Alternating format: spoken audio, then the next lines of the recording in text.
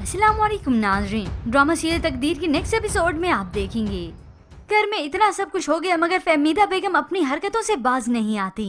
उन्होंने तो रूमी का सामान भी खुद ही ड्राइवर के हाथों भिजवा दिया और असद को बताया कि उसने खुद मंगवा लिया। यूँ असद के दिल में बदगुमानियां तो थी ही मगर अब खलिश भी बढ़ चुकी है।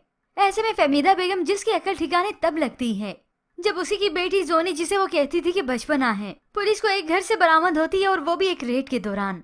सबको जलील करके यहाँ से ले जाया गया और साथ ही पुलिस वालों ने इनकी फुटेज भी बनाई।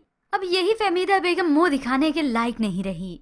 अब यही जोनी रोते हुए घर वापस आई तो अपनी माँ को गले से लगकर रोती है। असद भी उस पर शदीद गुस्सा है। ऐसे में यही फहमीदा बेगम जो औरों को ताने देती थी आज फुप्पो ठीक वक्त पे काम आई। वही फहमीदा बेगम को कॉल करके ताना देती है, देख लिया कैसे गरूर तोड़ कर रख दिया तुम्हारा खुदा ने।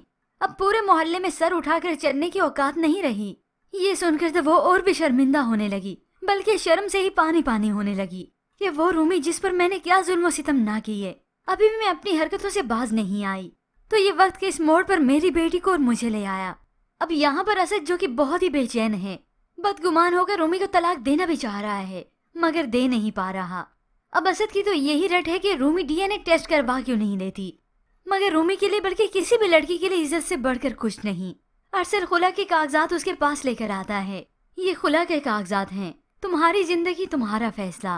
तभी रूमी अपने भाई से कहती है कि एक औरत मोहब्बत के बगैर तो जिंदा रह सकती है मगर इज्जत के बगैर नहीं। होप्स ऑफ व्यूअर्स, अब ड्रामे की कहानी में ट्विस्ट तो तब आएगा जब ये माहीन जो कि अपनी सजा तो भुगत ही रही है बल्कि सारी उम्र भुगतती रहेगी, एन वक्त पर वो अपना मुंह खोलेगी कि साद और रूमी के बीच में कोई ऐसे वैसे ताल्लुकात नहीं थे।